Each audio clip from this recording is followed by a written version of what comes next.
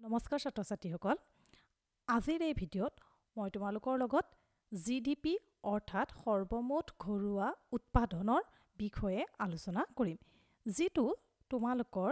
Higher secondary secondary ইয়াৰৰ সমষ্টিবাদী অৰ্থবিজ্ঞানৰ প্ৰথমটো chapter জাতীয় আয় অৰ্থাৎ নেশ্যনেল ইনকামৰ পৰা অনা হৈছে আৰু এই টপিকটো তোমালোকৰ পৰীক্ষাৰ দৃষ্টিকোণৰ পৰা যথেষ্ট গুৰুত্বপূৰ্ণ GDP বুলি ক'লে আমি এখন দেশত এটা বছৰত আভ্যন্তৰীণভাৱে বা ঘৰুৱাভাৱে উৎপাদন হোৱা দ্ৰব্য আৰু সেৱাৰ মুঠ বজাৰ মূল্যক বুজো এতিয়া চাবা এই যে মই তোমালোকক এটা টাৰ্ম ব্যৱহাৰ কৰিলোঁ দ্ৰব্য আৰু সেৱা সেইটো বিষয়ে বাৰু তোমালোকে ভালকৈ জানানে বাৰু চাবা দ্ৰব্য বুলি কওঁতে ইনে তোমালোকে শুনিছা চাগে যিখিনি বস্তু আমাৰ দৃশ্যমান বস্তু অৰ্থাৎ যাক আমি স্পৰ্শ কৰিব পাৰোঁ সেই সকলোবোৰ কি বুলি কোৱা হয় দ্ৰব্য বুলি কোৱা হয় আৰু সেৱা বুলি ক'লে আমি যিখিনি কাৰ্য আমি স্পৰ্শ কৰিব নোৱাৰোঁ তাক আমি সেৱা বুলি কওঁ তোমালোকে চাগে সৰুৰ পৰা এটা সেৱাৰ উদাহৰণ বুলি দিবলৈ আহে যে তোমালোকে সৰুৰ পৰা শুনি আহিছা যে শিক্ষকৰ সেৱা চিকিৎসকৰ সেৱা হয়নে বাৰু আমি সিমানেই শুনিছোঁ কিন্তু এতিয়া চাবা ইকনমিক্সত অকল সেই শিক্ষকৰ সেৱা বা চিকিৎসকৰ সেৱা কথাকে বুজোৱা নাই অৰ্থাৎ সেৱা বুলি কওঁতে আমাৰ সেৱাটো হৈছে এটা ব্ৰড কনচেপ্ট হয় যাক আমি ছাৰ্ভিচ বুলি কওঁ সেৱাৰ প্ৰকৃত অৰ্থটো হৈছে যে সেৱা সেইটো কাৰ্যক বুজায় যি আমাৰ কামটো সহজ কৰি তোলে উদাহৰণস্বৰূপে অৰ্থাৎ সেই সকলো কাৰ্যই সেৱা হয় যাৰ জৰিয়তে যাক আমি স্পৰ্শ কৰিব নালাগে বা আমি যাক দেখা নাপাওঁ কিন্তু সেই কাৰ্যটোৰ দ্বাৰা আমি আমাৰ কামটো সহজ কৰি তোলে উদাহৰণস্বৰূপে যেনেকৈ আমাৰ ঘৰত থকা পইচাকেইটা আমি ঘৰত নথৈ আমি যিখিনি ইনকম কৰোঁ সেই পইচাখিনি ঘৰত নথৈ পেলাই আমি বেংকত থওঁ হয়নে বেংকত কি উদ্দেশ্যে থওঁ কাৰণ বেংকত আমি পইচাকেইটা থ'লে আমাৰ ছিকিউৰিটি প্ৰদান কৰে অৰ্থাৎ আমি গম পাওঁ যে আমাৰ ঘৰত যদি পইচাকেইটা থ'লে কেনেকৈ চুৰি হোৱা বা ভিন্ন ধৰণৰ কাহিনী থাকিব পাৰে মানে আমি ছেফটি অনুভৱ নকৰোঁ সেইকাৰণে আমি কি কৰোঁ বেংকত থওঁ অৰ্থাৎ আমাৰ বেংকৰ পৰা যদি কেনেবাকৈ আমাৰ পইচাকেইটা চুৰিও হয় তেতিয়াহ'লে আমি গম পাম যে সেইটো ছিকিউৰ্ড আছে কাইলৈ বেংকে আমাক সেই পইচাখিনি দিবলৈ বাউণ্ড হয় কিন্তু আমাৰ ঘৰৰ পৰা যদি চুৰি হয় তেতিয়াহ'লে সেই পইচাকেইটাটো আমি আকৌ ৰিটাৰ্ণ নেপাম হয়নে সেই ছিকিউৰিটিটোৰ কাৰণে আমি ক'ত থওঁ বেংকত পইচাকেইটা থওঁ গতিকে বেংকে আমাক কি প্ৰদান কৰিছে বেংকত আমি পইচাকেইটা থোৱাৰ কাৰণে বেংকে আমাক একো বস্তু দিয়া নাই অৰ্থাৎ আমি স্পৰ্শ কৰিব পৰা নাই বেংকে আমাক কি কৈছে সেই ছিকিউৰিটিটো প্ৰদান কৰিছে সেই ছিকিউৰিটিটো আমি স্পৰ্শ কৰিবা দেখা পাইছোঁ জানো নাই পোৱা তাক আমি অনুভৱ কৰিছোঁ কিন্তু আমি সেই দ্ৰব্যত কিন্তু সেইটো নহ'লেও আমাৰ কিন্তু নহ'ব হয়নে বাৰু সেইটো কিন্তু দ্ৰব্যও নহয় কিন্তু সেইটো হৈছে কি এটা অদৃশ্য কাৰ্য হয় সেই ধৰণৰ কাৰ্যখিনি কি বুলি কোৱা হয় সেৱা বুলি কোৱা হয় গতিকে ঠিক তেনেধৰণে বেংকৰ সেৱাটো হৈছে আমাৰ কি হয় ছাৰ্ভিচ ছেক্টৰত সোমায় ঠিক একেধৰণে শিক্ষকজনে আমাক পঢ়ুৱাই হয়নে মই এতিয়া তোমালোকক এতিয়া পঢ়ুৱাইছোঁ GDPৰ বিষয়ে তোমালোকক মই যি কথা কৈছোঁ সেই কথাকেইটা তোমালোকে শুনিছা আৰু অনুভৱ কৰিছা কিন্তু তাত তোমালোকে স্পৰ্শ কৰা কিবা বস্তু পাইছা জানো নাই পোৱা গতিকে মোৰ দ্বাৰা প্ৰদান কৰা যিটোৱে হওক লাগিলে কথাখিনি বা জ্ঞানেই হওক শিক্ষকৰ দ্বাৰা কি পোৱা যায় জ্ঞান পোৱা যায় সেই জ্ঞানখিনি কি কৰিব পৰা নাযায় স্পৰ্শ কৰিব পৰা নাযায় কেৱল অনুভৱ কৰিব পৰা যায় গতিকে শিক্ষকে যিখিনি তেওঁ প্ৰদান কৰে তেওঁ দিয়ে সেইখিনি কি কোৱা হয় শিক্ষকৰ সেৱা বুলি কোৱা হয় ঠিক একেধৰণে আমাৰ যেতিয়া বেমাৰ হয় তেতিয়াহ'লে আমি চিকিৎসকৰ ওচৰলৈ যাওঁ চিকিৎসকজনৰ ওচৰত চিকিৎসকে আমাৰ শৰীৰটো চাই দিয়ে হয়নে চিকিৎসকক আমি তাৰ কাৰণে পে' কৰোঁ কিন্তু চিকিৎসকে আমাক জানো কিবা বস্তু দি পঠিয়ায় তেওঁ ওচৰ চোৱাৰ কাৰণেতো তেওঁতো চিকিৎসকেতো একো বস্তু আমাক দি নপঠিয়ায় চিকিৎসকে লিখি দিয়ে প্ৰেছক্ৰিপশ্যন সেই দ্ৰব্য প্ৰেছক্ৰিপশ্যনৰ যিখিনি লিখি দিলে সেই প্ৰেছক্ৰিপশ্যনৰ মতে আমি দ্ৰব্য ল'লোঁ কিন্তু চিকিৎসকজনক নেদেখুৱাকৈ আমি নিজে জানো দৰৱ কিনি নেখাওঁ কিন্তু আমি সেই দৰৱকেইটাই যে খাব লাগিব সেইটো কাৰ পৰা আমি জানি লওঁ চিকিৎসকজনৰ পৰা জানি লওঁ গতিকে চিকিৎসকজনৰ এটা কাৰ্য আছেনে তেওঁ কাৰ্যটো কি হৈছে চিকিৎসকজনৰ কাৰ্যটো হৈছে সেৱা কাৰ্য বুজি পাইছানে অৰ্থাৎ আমাৰ কামটো কি কৰিছে সহজ কৰি দিয়ে হ'লনে ঠিক একেধৰণে তোমালোকে মেজিকত অহা যোৱা কৰা কোনোবাই গাড়ীত অহা যোৱা কৰা নিজৰ গাড়ীত অহা যোৱা কৰা বা বাইকত অহা যোৱা কৰা যিয়ে নহওক এই যে তোমালোকে অহা যোৱা কৰিছা, অৰ্থাৎ ধৰি ল'লোঁ তোমালোকে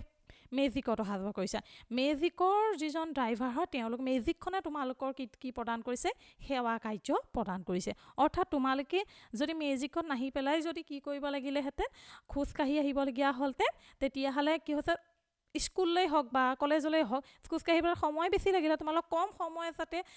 সোনকালে পোৱাকৈ কছাৰী কষ্ট নহয়, তাৰ কাৰণে তোমালোকৰ কামটো সহজ কোনে কৰিলে, গাড়ী হওক মেজিক হওক যিয়ে নহওক, যিটোৱে হৈছে আমাৰ যাতায়াতৰ যিটো ৱে হওক লাগিলে, সেই ৱেটোত কিহত সোমাই যাব, তেতিয়াহ'লে আমাৰ সেৱা কাৰ্যত সোমাই যাব। তাৰ কাৰণে আমি কি কৰোঁ, মেজিকৰ ড্ৰাইভাৰজনক আমি কি দিওঁ, পে'মেণ্ট দিওঁ, হয়নে কোৱাচোন। অৰ্থাৎ সেৱা কাৰণেও আমি কি দিওঁ, পইচা দিওঁ, কিন্তু সেৱাৰ কাৰণে পইচা দিওঁতে আমাক কিন্তু সেই একো দ্ৰব্য হিচাপে আমি স্পৰ্শ কৰিবলগীয়া বস্তু দি নিদিয়ে। ঠিক তেনেদৰে চিকিৎসকৰ ওচৰত, প্ৰশিক্ষকৰ ওচৰত পঢ়িবলৈ যাওঁতে আমি কি কৰোঁ, শিক্ষকক আমি পইচা কি কয় যে টিউশ্যন ধৰি লোৱা টিউশ্যন কৰিবলৈ গৈছে, সেইকাৰণে আমি পে'মেণ্ট কৰিবলগীয়া হৈছে, হয়নে। তেনেকৈ তোমালোকে স্কুলত পঢ়িবলৈ, স্কুলত তোমালোকে ফিজ দিবলগীয়া হয়, যদি গভৰ্ণমেণ্ট স্কুলতো পঢ়িবলগীয়া হৈছে তাৰ মিনিমাম ফিজ কিবা এটা দিবলগীয়া হৈছে, বা যদি ফ্ৰী এডুকেশ্যন হৈছে তাৰ ফিজটো কোনে পে' কৰাইছে, শিক্ষকৰ যিটো চেলাৰী হয় সেইটো কোনে দিছে, চৰকাৰে দিছে, হয়নে। ব্যক্তিগতত হ'লে তোমালোকে কি হৈছে, তোমালোকে নিজে পে' কৰিবলগীয়া হয়। গতিকে শিক্ষকজনে পঢ়োৱাৰ শিক্ষাদানৰ বিনিময়তো তেওঁক কি দিয়া হয়, তেওঁক মূল্য দিয়া হয়। চিকিৎসককো কি দিয়া হয়, তেওঁ চিকিৎসা সেৱা প্ৰদান কৰাৰ বিনিময়ত মূল্য দিয়া হয়, হৈছে। গতিকে প্ৰত্যেকটো কাৰ্য, সেৱা কাৰ্যৰ কাৰণে কি থাকে, মূল্য থাকে, আৰু দ্ৰব্যটোতো মূল্য থাকেই, তোমালোকে বস্তু কিনিবলৈ এনেইতো নোপোৱা, তাৰ কাৰণে আমি কি কৰিবলগীয়া হয়, পইচা পে' কৰিবলগীয়া হয়। গতিকে গোটেই ধৰি লোৱা এখন অৰ্থনীতি বুলি কওঁতে একোখন দেশত কি ধৰণৰ অৰ্থব্যৱস্থা জড়িত হৈ অৰ্থব্যৱস্থাত কাৰ্য চলাই আছে, সেই অৰ্থব্যৱস্থাত দেশখনৰ অৰ্থনীতি বুলি কয়। অৰ্থাৎ অৰ্থ বুলি ক'লে টকা পইচা, হয়নে, লেনদেন, টকা পইচা লেনদেন চলিত হৈ থকাটোকে হৈছে অৰ্থনীতিত সোমাই যায়। গতিকে এখন দেশ বুলি ধৰি ল'লোঁ আমাৰ ভাৰতবৰ্ষত যিমানখিনি অৰ্থ লেনদেন হৈ আছে, আৰ্থিক কাৰ্য হৈ আছে, যি ধৰণে হৈ আছে, সেইটোক আমাৰ কি হৈছে, ভাৰতৰ ভৌগোলিক ভূখণ্ডৰ ভিতৰত তাকিম কি বুলি ক'ম, আমাৰ ভাৰতীয় অৰ্থনীতি। গতিকে এখন দেশৰ অৰ্থনীতিৰ উদাহৰণটো আমি ভাৰতৰ ক্ষেত্ৰত লৈ লৈছোঁ। গতিকে ভাৰতত যদি কি হৈছে, এটা বছৰত আমি GDP যেতিয়া কাউণ্ট কৰোঁ, কিন্তু এটা বছৰত কাউণ্ট কৰোঁ, তেতিয়াহ'লে এটা বছৰত ভাৰতত যিমানবোৰ দ্ৰব্য সামগ্ৰী বিক্ৰী হ'ল, তাৰ মূল্য বা বনোৱাৰ মূল্য বা বিক্ৰীৰ মূল্য হৈছে, আৰু লগতে এই সেৱা কাৰ্য জড়িত থকা যিমানবোৰ সেৱা কাৰ্য জড়িত হোৱা ব্যক্তিসকলৰ মূল্য, সেই টোটেল মূল্যটোক গোটেই দেশখনৰ ভিতৰত সেই দ্ৰব্যৰ মূল্য আৰু সেৱাৰ মূল্য, কাম কৰা, বুজি পাইছা, সেৱাৰ মূল্য যোগ কৰিবলৈ যিখিনি মুঠ মূল্য পাম, সিয়ে হ'ব দেশখনৰ GDP। কথাটো বুজি পাইছা। কিন্তু এইখিনিতে আমি এটা কথা মন কৰিব লাগিব যে GDP বুলি কওঁতে আমি দেশখনৰ ভিতৰত, অৰ্থাৎ দেশখনৰ ভৌগোলিক খণ্ডৰ ভিতৰত যিমানখিনি দ্ৰব্য আৰু সেৱা উৎপাদন হ'ব তাৰ মূল্যহে কিন্তু কাউণ্ট কৰিম। যিকোনো এখন দেশৰ ভৌগোলিক খণ্ডৰ বাহিৰত যদি কিবা দ্ৰব্য আৰু সেৱা উৎপাদন হৈছে, সেয়াৰ মূল্য কিন্তু GDPত কাউণ্ট নহয়। এইটো জানিবৰ কাৰণে মই তোমালোকক এটা উদাহৰণৰ সহায়েৰে দেখাম, তোমালোকে চাবা। তোমালোকে চাগে LG আৰু চেমচাং আৰু নকিয়াৰ নাম শুনিছাই নহয়, আৰু বহুতো কোম্পানী আছে। মই ধৰি লৈছোঁ তোমালোকে এই 3টা কোম্পানীৰ উদাহৰণ দি পেলাই তোমালোকক অকণমান এই GDP কনচেপ্টটো অকণমান ভালকৈ বুজাই দিম। চোৱা, এই LG আৰু কি কয় যিটো নকিয়া আৰু চেমচাং, এই কোম্পানীকেইটা ক'ৰ হয়, আমি জানো যে LG আৰু চেমচাং হৈছে চাউথ কোৰিয়া অৰিজিন, আৰু নকিয়াটো হৈছে ক'ৰ, ফিনলেণ্ডৰ। কিন্তু সেইকেইটা প্ৰডাক্ট আমাৰ ভাৰতত পাওঁনে, আৰু ভাৰতত তাৰ কোম্পানী আছেনে, প্ৰডাকশ্যন হাউচ আছে ভাৰতত, হয়নে বাৰু। ভাৰতত প্ৰডাকশ্যন কৰে নকিয়া আৰু কি কয় চেমচাং আৰু কি হয় এইটো কোন কয় LG, হয়নে। আমি LG কাৰণে ফ্ৰিজ লৈছোঁ,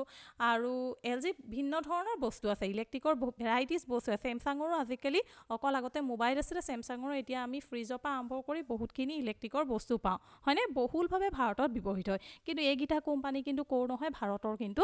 নহয়। কিন্তু তথাপিতো ক'ত কাম কৰি আছে, ভাৰতৰ ভূখণ্ডত কাম কৰি আছে। গতিকে এই যে ভাৰতৰ ভূখণ্ডৰ ভিতৰত আহি পেলাই কোম্পানীটোতো কিন্তু অৰিজিনলি হৈছে কোনখন দেশৰ, বেলেগ বেলেগ দেশৰ হয়, অৰ্থাৎ চাউথ কোৰিয়াৰ হয়, ফিনলেণ্ডৰ হয়, হয়নে কোৱাচোন। কোৱাচোন তাৰ যিখিনি মূল্য হেৰি কি কয় যিখিনি সেই কোম্পানীটোৰ ইনকম হ'ব LG ইনকম যিমানখিনি হ'ব বা নকিয়াৰ ইনকম যিখিনি হ'ব সেইখিনি ক'লৈ যাব সেই নিজ নিজ দেশৰ অৰিজিনলে গুচি যাব হয়নে কোৱাচোন সেইখিনি দেশৰ জাতীয় আয়ত তেওঁলোকৰ মূল্যটো সোমাই যাব কিন্তু যিহেতু তেওঁ ভূখণ্ডটো ক'ত ইউজ কৰি আছে ভাৰতৰ ভূখণ্ডত ইউজ কৰি আছে গতিকে ভাৰতৰ ভূখণ্ডত সেই কোম্পানীটো যিখিনি প্ৰডাকশ্যন হাউচ আছে তাৰ যিমানখিনি দ্ৰব্য আৰু সেৱা উৎপাদন হ'ব তাৰ মূল্যটো কিন্তু ভাৰতৰ GDPত সোমাব বুজি পাইছা তেনেকৈ LGৰো তেনেকৈ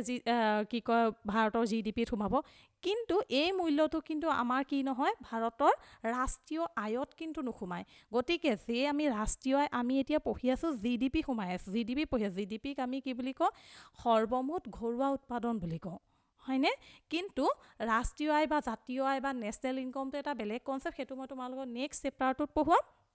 বুজি পাইছা আজি মই তোমালোকৰ যিটো কনচেপ্ট দিছোঁ সেই কনচেপ্টটোৰ ওপৰত ফ'কাছ কৰিবা তাৰপিছত আমি যেতিয়া ভিডিঅ'কেইটা মই তোমালোকক চিৰিয়েলি এটা এটাকৈ দি যাম কাৰণ এইটো বহুত দীঘলীয়া কনচেপ্ট হয় তেতিয়া তোমালোকে ৰিলেট কৰি পঢ়িব পাৰিবা ইটো পঢ়াৰ পিছত সিটো পঢ়িবা তেতিয়া গম পাবা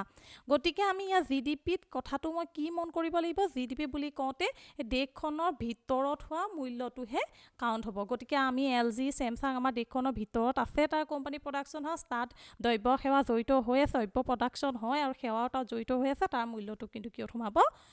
আমাৰ ভাৰতীয় কিহত সোমাব GDPত সোমাব ঠিক একেধৰণে ভাৰতীয় যদি কোনোবা কোম্পানী সাউথ কোৰিয়াত কাম কৰি আছে যেনিবা প্ৰডাকশ্যন হাউচ বনাই তাত বস্তু দ্ৰব্য আৰু সেৱা উৎপাদন কৰি আছে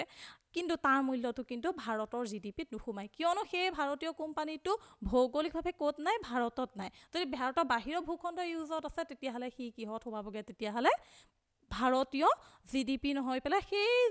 যিখন দেশত তেওঁ কাম কৰি আছে যিখন দেশত তেওঁ বস্তুটো প্ৰডাকশ্যন কৰি আছে তাত তাৰ GDPত সোমাব কিন্তু GNPৰ ক্ষেত্ৰত ৰাষ্ট্ৰীয় আয়ৰ ক্ষেত্ৰত কিন্তু ক'লৈ আহিব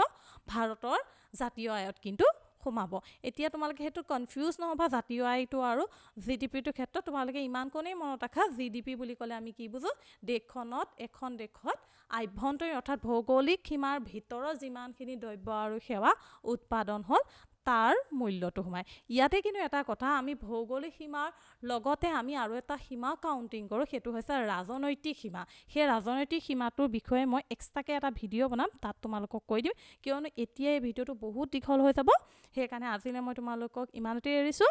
আই হোপ তোমালোকে GDP কনচেপ্টটো বুজি পাইছা আৰু তাৰ উপৰি এতিয়া এই চেপ্টাৰটো যেতিয়া পঢ়ুৱাম ইয়াত GDP কনচেপ্টটো আৰু বহুত কথা আছে ইয়াৰ ওপৰত সিমানখিনি কথা এটা ভিডিঅ'ত দিবলৈ দিগদাৰো হয় সেইকাৰণে মই মাজে মাজে সেই কথাখিনি পিছৰ ভিডিঅ'কেইটাতো GDPৰ লগত ৰিলেটেড বাকী আনুষংগিক কথাখিনিও কৈ যাম ঠিক আছে